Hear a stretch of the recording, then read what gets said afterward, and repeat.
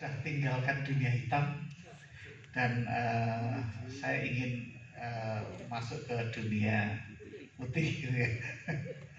Bismillahirrahmanirrahim. Assalamualaikum warahmatullahi wabarakatuh. Yang hormati Pak Kepala Sekolah, Pak Sugiono, yang hormati pengawas kami di lingkungan Cabang Dinas Wilayah Mojokerto, yang hormati Bapak Ketua Komite Sekolah beserta anggotanya, yang hormati Bapak Ibu pendidik dan tenaga pendidikan SMA N1 Bangsal Mojokerto. Pertama-tama malah kita panjatkan puji syukur kehadirat Ilahi Robbi, Tuhan yang Maha Kuasa, Allah Subhanahu wa Ta'ala, karena limpahan rahmat barokahnya. Alhamdulillah hari ini kita bisa untuk bersilaturahim bersama-sama di lingkungan yang saya rasa hari ini kita ingin refresh dengan kondisi yang biasanya kita berhadapan di lingkungan yang terlalu formal. Karena hari ini saya tidak ingin membebani panjenengan dengan berbagai maunya. Tadi saya akan buka dengan slide-slide, tapi rasanya dosa kalau saya kemudian membebani panjenengan dengan informasi-informasi yang terlalu berat gitu ya. Tapi saya melalui forum ini saya ingin berbagi informasi saja. Sekaligus saya ingin perkenalkan diri gitu ya. Saya hari ini sudah pada posisi 5 bulan di wilayah Mojokerto. Sejak tanggal 20 April saya masuk ke wilayah Mojokerto setelah bergerak dari provinsi ke Madiun, ke Probolinggo. Mulai 20 April masuk ke wilayah Mojokerto. 5 bulan rasanya masih waktu yang sangat-sangat sedikit bagi kami untuk memahami seluruh esensi pendidikan di wilayah Mojokerto sendiri. Karena saya mencoba setiap saat kemudian menganalisis data demi data itu, karena itu adalah pengalaman kami yang berada ketika kami di provinsi untuk mendampingi Pak Kepala Dinas. 5 kepala dinas kami dampingi selama ini, Pak.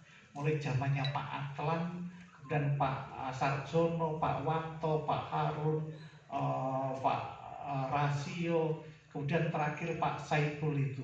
Saya merasakan, ya Allah, dunia pendidikan kita kok seperti ini, semakin tidak jelas gitu. Saya merasakan betul, karena saya mencoba di setiap tempat yang kami masuk itu, kami ingin mengajak pada panjenengan semuanya, ayo kita sadari hari ini kita masuk dalam wilayah dunia pendidikan. Dunia yang dihadapkan, yang diharapkan oleh masyarakat, harapan mereka adalah ketika mereka titipkan anak-anaknya di satuan pendidikan, mereka keluar nanti akan menjadi anak-anak yang good dan smart. Persoalannya hari ini, apakah sudah kita dapatkan anak-anak yang good dan smart itu? Kalau kita dapatkan hari ini kondisinya pendidikan kita, anak-anak yang kita hasilkan dari dunia pendidikan, ketika mereka memasuki kancah pekerjaan, mereka kemudian tidak menunjukkan anak-anak yang good dan smart itu. Good berkaitan dengan karakter, smart berkaitan dengan kognitif dan psikomotorik. Ini persoalan yang harus kita tangkap dengan benar, dan kalau kita masih ingin jadi bagian dunia pendidikan, mari pada diri kita masing-masing melakukan introspeksi diri, apakah kita sudah lakukan itu. Kenapa? Karena hari ini kita ingin mencoba memutus tali rantai itu semuanya. Kita ciptakan anak-anak yang good dan smart. Persoalan terus silih berganti, apalagi hari ini yang kita dapatkan kondisi yang tidak nyaman, dan mungkin ini adalah pengalaman yang berharga sepanjang kehidupan kita, bahwa kita mengalami proses yang namanya pandemi COVID-19. Kalau kita sudah menjadi, kita katakan pada pandemi, maka yang namanya virus itu sudah ada di lingkungan semua negara yang ada di dunia ini. Dan hari ini virus itu sudah menjadi bagian dari epidemi di sekitar kita. Karenanya Pak Bu, sesuai dengan kemarin yang diperintahkan Pak Budiono, kira-kira kebijakan apa untuk Dinas Pendidikan untuk melayani anak-anak kami dalam masa pandemi hari ini? Pak, monggo kita sadari bersama, virus sudah ada di sekitar kita. Sekarang tinggal kemauan dari kita semuanya untuk mematuhi protokol kesehatan yang sudah ada itu. Sejauh protokol kesehatan yang dikeluarkan oleh 4 menteri itu kita jalankan dengan benar, saya yakin proses pembelajaran kita bisa berjalan sesuai dengan harapan kita. Persoalannya karena lingkungan sekitar kita hari ini tidak mendukung untuk itu semuanya. Karena apa? Karena masyarakat masih fobia dengan virus itu, dan kemudian mereka tidak memaknai yang namanya protokol kesehatan dengan benar. Karena kemarin kami sampaikan dengan teman-teman dari Dinas Pendidikan Kabupaten Kota, kemudian Dinas Kesehatan, dari Dinas Perhubungan, kami di jenjang SMA, SMK, Bapak, Ibu, Pak Kepala Dinas, insya Allah kami sudah jalankan sejak tanggal 13 Juli 2020 ketika yang namanya tahun awal pelajaran itu dimulai. Dan tanggal 18 Agustus pemerintah Provinsi Jawa Timur meminta kita untuk menunjuk 3 satuan pendidikan untuk jenjang SMA, SMK, dan PKLK di wilayah Kabupaten Mojokerto dan Kota Mojokerto. Tapi persoalannya bukan 3 sebetulnya yang sudah kita lakukan untuk wilayah Mojokerto. Ketika 18 Agustus kita canangkan jumlah lembaga yang melaksanakan kegiatan tatap muka sudah pada posisi 46%. Luar biasa. Dan kenapa ini harus terjadi? Kami sampaikan tadi bahwa protokol kesehatan di bidang pendidikan itu sudah ada. Prioritas ketika kita melaksanakan proses pembelajaran adalah kesehatan dan keselamatan kita semuanya. Karenanya kalau kita ingin terus melaksanakan proses pembelajaran tatap muka, ayo kita kedepankan protokol kesehatannya. Insya Allah seiring dengan perubahan zona dari merah, orange, kuning, hijau, insya Allah akan bertambah kemudian kegiatan tatap muka di satuan pendidikan. Hari ini sudah banyak lembaga kami yang melaksanakan kegiatan tatap muka pada posisi 50%.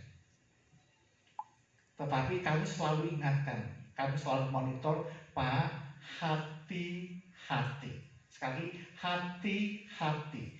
Pastikan tenaga pendidik dan kependidikan kita, kemudian sarana prasarana yang ada di satuan pendidikan mendukung untuk kegiatan itu semuanya. Yang terakhir ada peran serta dari orang tua. Ada kepastian orang tua memperbolehkan untuk bertemu kemudian hadir di satuan pendidikan. Dan ini sudah kami sampaikan beberapa kali. Yang terakhir kemarin kami ditanya oleh teman-teman kami dari orang tua siswa SMA N3 yang baru saja SMA N3 melaksanakan pembelajaran tatap mukanya. Mereka menyatakan apakah kami diperbolehkan untuk kemudian putra kami untuk melaksanakan kegiatan daring, kenapa tidak? Tetapi jangan salahkan Bapak Ibu guru kami kalau kemudian putra panjenengan ada kesulitan dan kemudian tidak bisa diselesaikan secara maksimal karena ketidakhadiran putra panjenengan. Inilah persoalan-persoalan yang kita hadapi Bapak Ibu. Kalau kita hari ini melaksanakan kegiatan pelajaran tatap muka. Bapak Ibu yang kami hormati, hal yang perlu kita juga sampaikan sebetulnya kalau sudah kita hari ini melaksanakan pelajaran tatap muka adalah kita akan terus dan terus meningkatkan jumlah kehadiran anak-anak kami di satuan pendidikan. Hari ini mungkin pada posisi 25%, secara bertahap nanti akan menuju pada posisi 50, 75 sampai kemudian hadir keseluruhan di satuan pendidikan. Tetapi saya mohon sekali lagi, protokol kesehatan, karena virus hari ini sudah ada di sekitar kita. Dia menjadi epidemi. Menjadi epidemi karena dia ada di sekitar kita. Karena yang bisa kemudian menghalangi virus untuk tidak masuk ke tubuh kita hanya protokol kesehatannya harus kita ketati. Jangan sampai kemudian kita lalai. Contoh karena Pak Giono sebagai kepala sekolah kehadirannya ke sekolahan kemudian tanpa contohnya karena beliau sebagai kepala sekolah Bapak langsung masuk saja, jangan. Protokol kesehatannya menghendaki harus cuci tangan. Harus kita lakukan. Kenapa tidak? Karena memang itu. Kalau memang tidak cuci tangan, tolong jangan lupa pakai hand sanitizer untuk memastikan virus tidak menempel pada anggota tubuh kita. Ini adalah bagian-bagian yang harus kita maknai dengan benar kalau kita menginginkan proses pembelajaran akan terus berlangsung. Harapan saya Pak Bu, kalau ada kejadian di satuan pendidikan, ada contohnya anak yang keluarganya terkena COVID, jangan dengan serta-merta sekolah kemudian di lockdown. Pastikan si anak apakah kemudian terkena COVID. Karena kemarin ada salah satu lembaga kami, karena orang tuanya terkena COVID, ada kekhawatiran si anak kemudian terkena juga, maka sekolah kemudian melaksanakan lockdown. Ini sangat-sangat kita sayangkan, karena kalau kita melaksanakan pada posisi nol kembali, bukan hanya kita memulainya sangat berat, tetapi bagaimana menumbuhkan psikologi massa ini yang sangat luar biasa. Pertanyaan dari wartawan, pertanyaan dari orang tua siswa itu sangat luar biasa kepada kami, dan kami mencoba menjawab semua pertanyaan itu dengan bijak.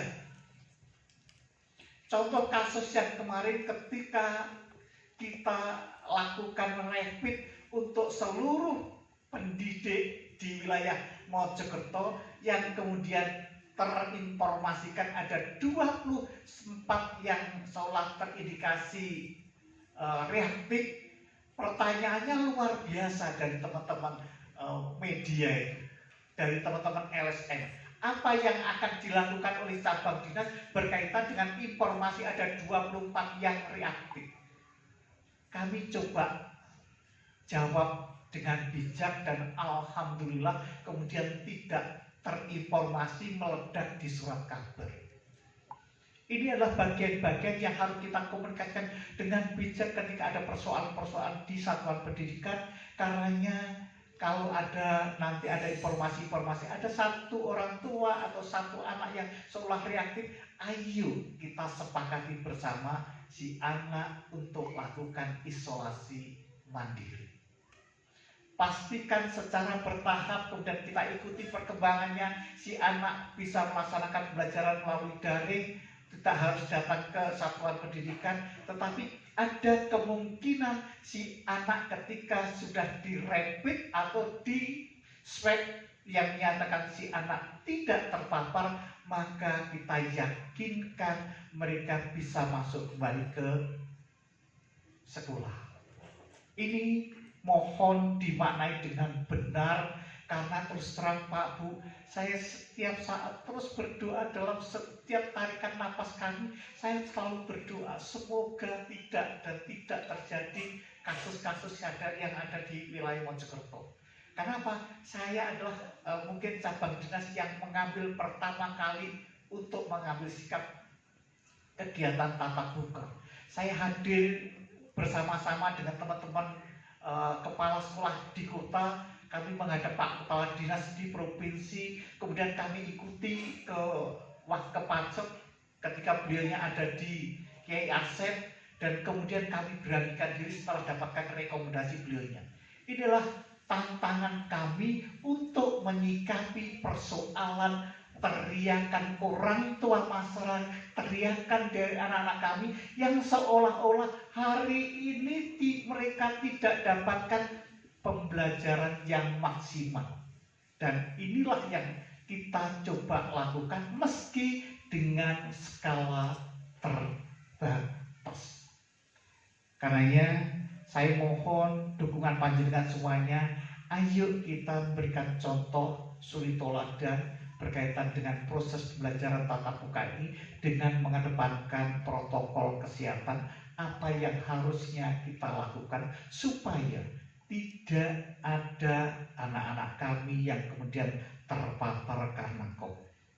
Bapak Ibu yang kami hormati, melalui forum ini juga saya ingin, mumpung kami bertemu gitu ya, karena terus terang sangat-sangat langka ya pertemuan ini Pak Giono ya, karena dengan jumlah kami hari ini kami punya lembaga 134 lembaga SMA, SMK, PKLK di wilayah Kabupaten dan Kota Mojokerto.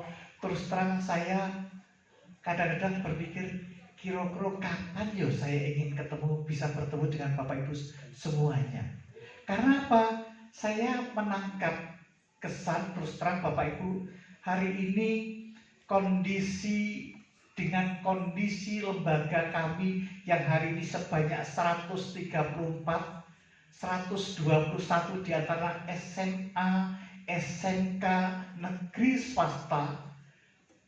Saya kemarin sudah sampaikan kepada teman-teman kami, kepala sekolah di swasta, kami kelebihan lembaga hari ini. Jumlah lembaga SMA, SMK sudah lebih dari cukup yang ada di wilayah Mojokerto. Pun hari ini kemarin sudah ada 3 orang yang ingin datang membuka lembaga baru lagi. Saya sampaikan selama saya ada di Mojokerto, insya Allah tidak akan ada proses pembukaan lembaga baru. Kami tidak akan keluarkan rekomendasi pendirian lembaga baru. Karena saya melihat kondisi hari ini sudah tidak sehat. Dari jumlah 134, dari jumlah 134 lembaga 121 SMA SMK, kami tengarai Bapak Ibu, banyak lembaga kami yang hari ini jumlah siswanya kurang dari 100, itu ada sekitar 60-an. Kemudian kalau kita hitung dengan kebutuhan jam mengajar minimal untuk guru-guru kami dengan perhitungan jumlah siswanya kurang dari 324. Sekali, kurang dari 324 dengan asumsi mereka ekuivalen dengan 9 rombongan belajar, itu tidak kurang dari 70%. Yang bisa bayangkan, kalau 70% lembaga kami kurang siswanya dari 324 atau 9 rombongan belajar, maka banyak guru-guru di sekolah swasta pasti mereka tidak punya kesempatan untuk melakukan pengembangan karir. Kenapa? Kami katakan tidak mungkin karena karena kekurangan jam mengajar tadi, mereka tidak mungkin dipanggil untuk memenuhi sertifikat PLPG atau PPG. Dan kenyataan benar, dari 2.500 guru kami yang ada di sekolah swasta hari ini yang bisa mendapatkan sertifikasi hanya 80 orang. Dan bisa bayangkan, padahal undang-undang guru kita 14/2005 sudah berakhir masa transisinya tahun 2015 yang mensyaratkan semua guru harus berkualifikasi S1 dan bersertifikat. Kenapa bersertifikat? Harus karena input guru kita dimungkinkan dari LPTK atau non-LPTK. Persyaratan untuk jadi guru, dia harus punya kemampuan pedagogi. Ini persoalan yang sangat luar biasa ketika kami mencoba menganalisa data-data kami di wilayah Mojokerto. Karena ayo kepada Bapak Ibu guru kami, tolong untuk sekolah-sekolah kami yang ada di satuan-satuan pendidikan yang kelihatannya kecil itu, kemudian guru-gurunya diedukasi. Sampai kemudian kami kemarin kami coba guru-guru kami yang GTT yang seolah di atas sekolah negeri, tetapi satnikalnya ada di sekolah swasta, kemudian kami coba tarik ke sekolah negeri. Untuk apa? Untuk mereka punya kesempatan dipanggil melalui kegiatan PPG. Kalau tidak, maka penjenengan akan bermasalah di kemudian hari. Apalagi hari ini kita sudah tahu persis yang namanya proses akreditasi sekolah itu tidak lagi kemudian yang namanya asesor harus hadir di satuan pendidikan. Melalui data Dapodik, Bapak Ibu, hari ini kita sudah bisa pastikan apakah sekolah tadi dapatkan nilai akreditasi dengan tipe A, B, C, D. Dan hari ini sudah kita mulai di tahun 2020 ini karena masa pandemi, maka proses akreditasi tidak lagi hadir di satuan pendidikan. Bapak Ibu yang hormati, melalui forum ini juga saya ingin mengajak panjenengan melihat tantangan kita ke depan, yaitu berkaitan dengan 3 tantangan yang harus kita hadapi kalau memang benar anak-anak kami diharapkan mereka lulus dari satuan pendidikan itu punya potensi atau kemampuan untuk berhadapan dengan dunia kerja atau ingin melanjutkan ke perguruan tinggi dengan benar.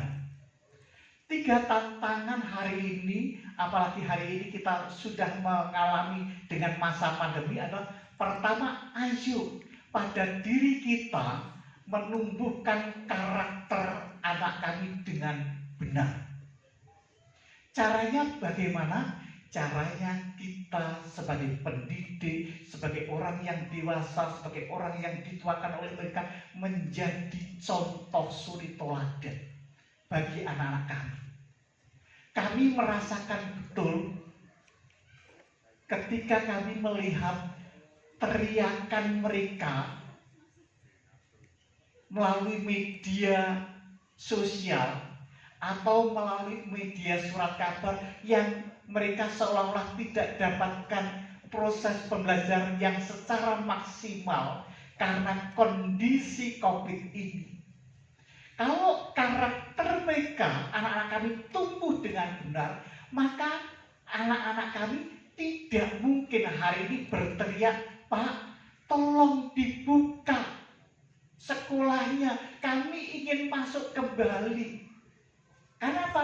Karena kondisinya kami pada posisi trennya masih naik.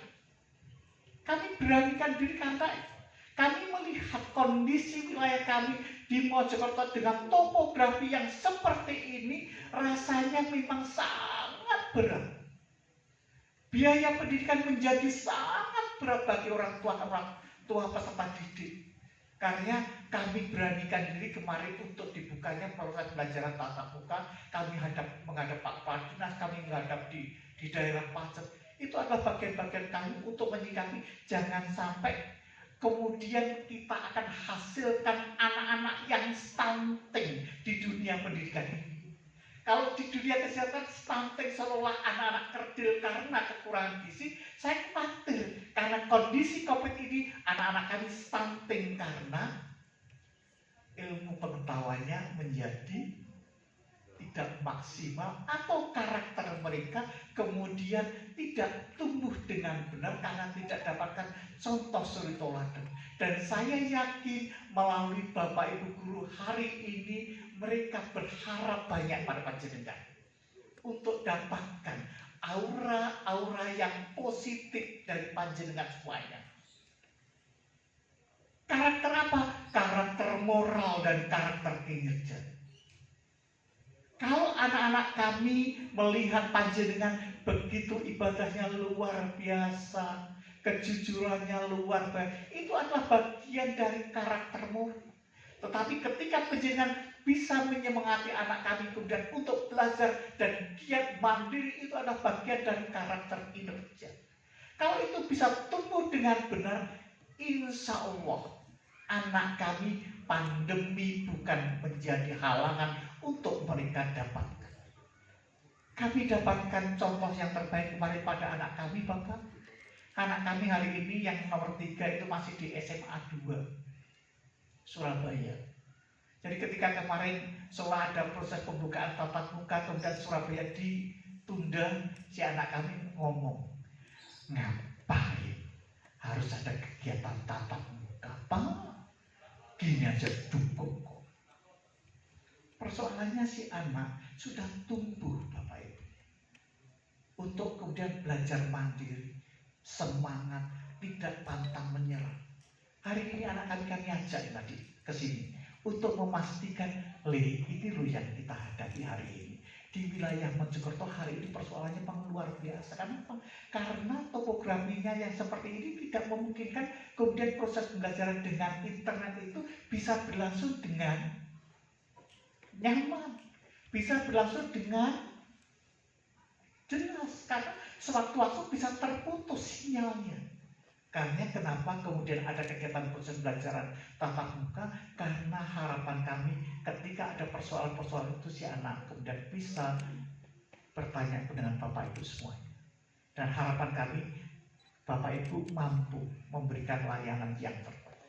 Di sisi lain kami terus terang menyadari betul Bapak Ibu, dengan tuntutan IT saya yakin hari ini Bapak Ibu akan harus berjuang luar biasa mempersiapkan dokumen-dokumen untuk pembelajaran itu.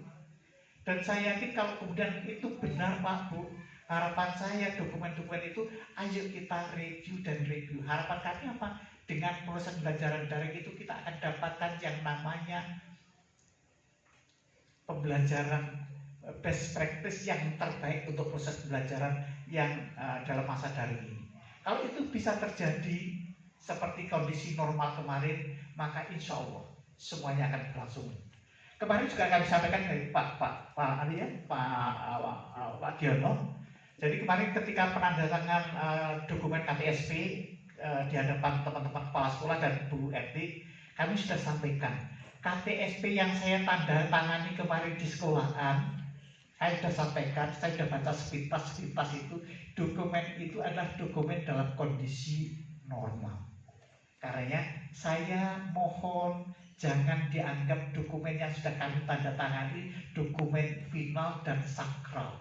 Karenanya ayo kita evaluasi, kita sesuaikan dengan kondisi COVID ini dengan harapan kita hasilkan dokumen KTSP pada masa pandemi COVID-19 ini untuk anak-anakku dengan insya Allah yang terbaik lah. Dengan harapan kemudian dunia pendidikan kita akan melahirkan taman-taman pendidikan. Kenapa saya katakan taman pendidikan? Karena harapan kami, anak-anak kami ke depan datang dengan rasa senang, pulang dengan rasa enggan. Tetapi hari ini masih kita dapatkan datang dengan rasa enggan, pulang dengan rasa senang.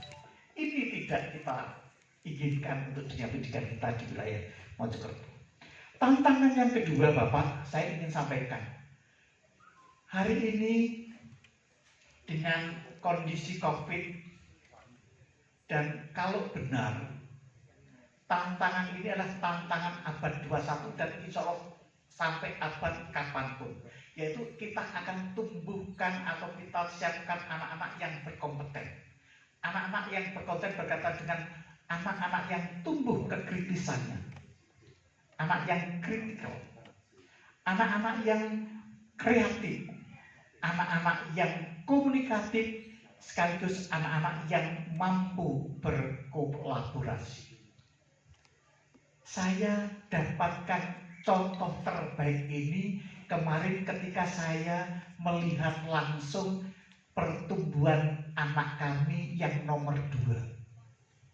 Dalam kondisi COVID-19 hari ini, anak kami yang nomor 2 yang baru lulus dari statistik ITS per 1 Juli diterima di Bursa Efek Indonesia.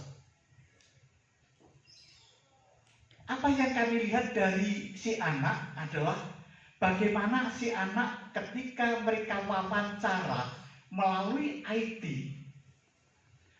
si anak kemudian bagaimana si anak harus mampu menyelesaikan berbagai persoalan yang ditanyakan oleh pewawancaranya yang ada di Jakarta dengan menggunakan bahasa Inggris. Alhamdulillah si anak kemudian mampu dan per 1 Juli kemarin diterima di Bursa Efek.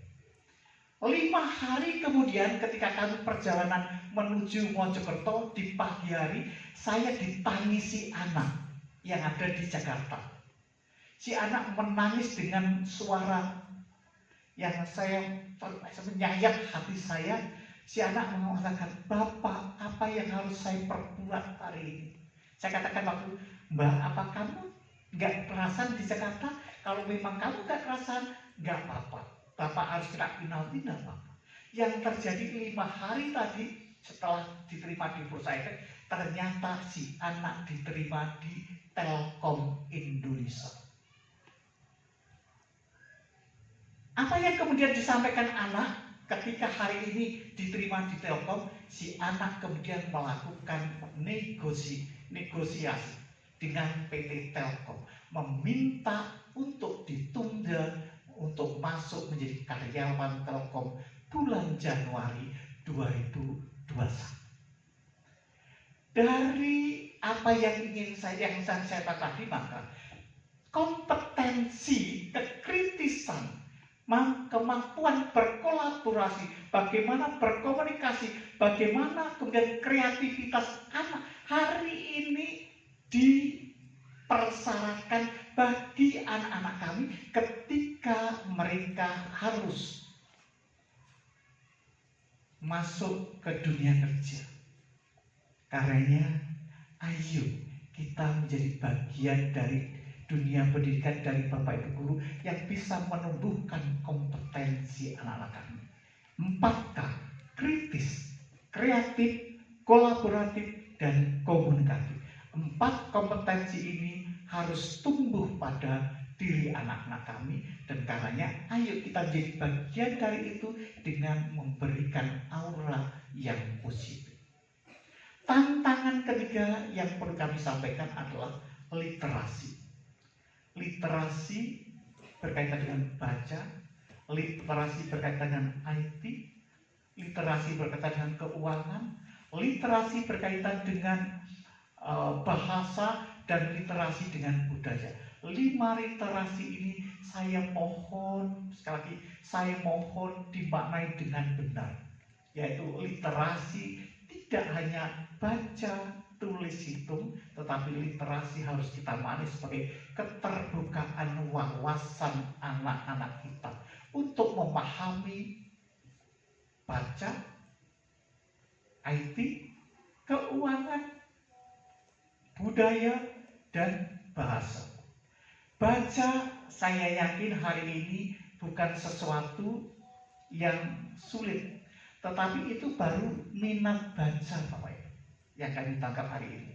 Anak-anak kami kalau kita berikan HP seharian siapapun pasti sanggup, tetapi itu baru minat baca, daya bacanya belum. Kalau itu sudah kita tumbuhkan pada diri anak-anak kita sejak dini Pak Bu, bukan sesuatu yang sulit untuk menumbuhkan daya baca. Pengalaman yang terbaik yang kami lakukan pada anak-anak kami yaitu ketika mulai anak kami sejak TK, setiap minggu kami tidak kami ajak ke tempat-tempat rekreasi atau makan-makan, tetapi kami ajak ke tempat toko-toko buku. Untuk apa? Untuk memilih 2 buku yang terbaik. Yang terjadi kemudian apa? Yang terjadi kemudian si anak tumbuh minat dan daya bacanya luar biasa. Dan itu harus kita tumbuhkan pada diri anak-anak kita. Harapan kami dengan sudut-sudut baca yang ada di ruangan sekolahan atau kita maksimalkan perpustakaan yang ada di satuan pendidikan, maka anak-anak kami nantinya akan menguasai literasi 5 tadi dengan benar. Minat baca oke, daya baca oke, IT hari ini seolah menjadi alat komunikasi kita, alat transportasi kita, kemudian keuangan, bagaimana kemudian bahasa dan budaya menjadi bagian yang harus kita tumbuhkan pada diri anak-anak kami. Bapak Ibu yang kami terakhir melalui forum ini, saya ingin sekali lagi mengingatkan kurikulum 2013 kurikulum 2013 hari ini seluruh satuan pendidikan sudah mengimplementasikan sejak tahun 2014. Tetapi setiap saya hadir di satuan pendidikan, saya masih melihat yang namanya teacher center dalam proses belajar. Dari mana kami bisa lihat? Dari penataan bangkunya, penataan kelasnya. Kalau kurikulum 2012 yang diimplementasikan tahun 2012 itu benar Pak Bu, maka yang kami katakan tadi 3 tantangan di abad 21 tadi tentunya sudah bisa kita selesaikan. Tetapi hari ini kita masih setengah-setengah melaksanakannya. Saya mohon ada kemauan dari diri kita semuanya. Dengan pola-pola pembelajaran yang kita punya, kenapa tidak kita lakukan? Kita berubah dari teacher center menjadi student center. Saya adalah bagian yang kemarin di tahun 2013 mensosialisasikan K13 itu selama 3 bulan kami buka tutup setiap 3 hari di 5 hotel, mulai dari hotel di Paralayang sampai di hotel Panda Galeria.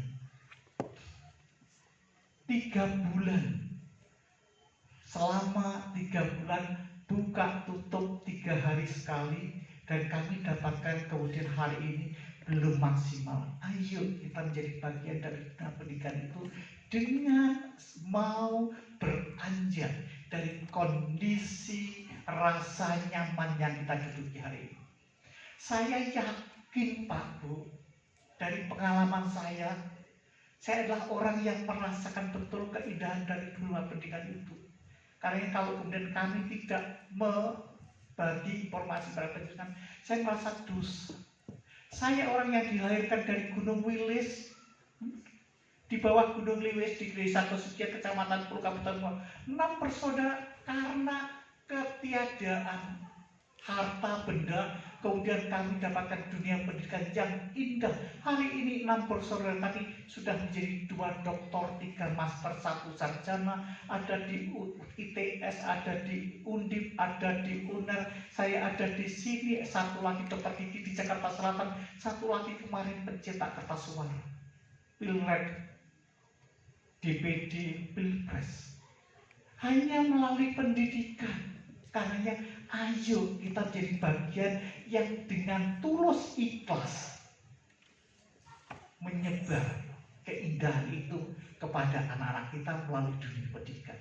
Insya Allah dengan ketulusan panjenengan ini memberikan materi pendidikan pada anak-anak kami dan doa-doa panjenengan, insya Allah anak-anak kami akan menjadi anak-anak yang smart. Sekali anak-anak yang smart. Grupnya melalui contoh suri dan panjenengan, smartnya melalui doa-doa panjenengan.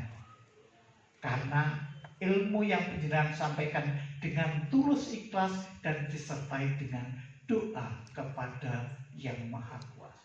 Insya Allah itu menjadi bagian yang terbaik untuk dunia pendidikan kita hari ini. Kalau kita ingin memutus tali rantai kondisi bangsa hari ini, dan saya yakini kita bisa, dan saya yakinkan juga kepada anak-anak kami, kamu bisa, kamu harus bisa untuk mewujudkan itu dengan semangatmu, dengan ibadah.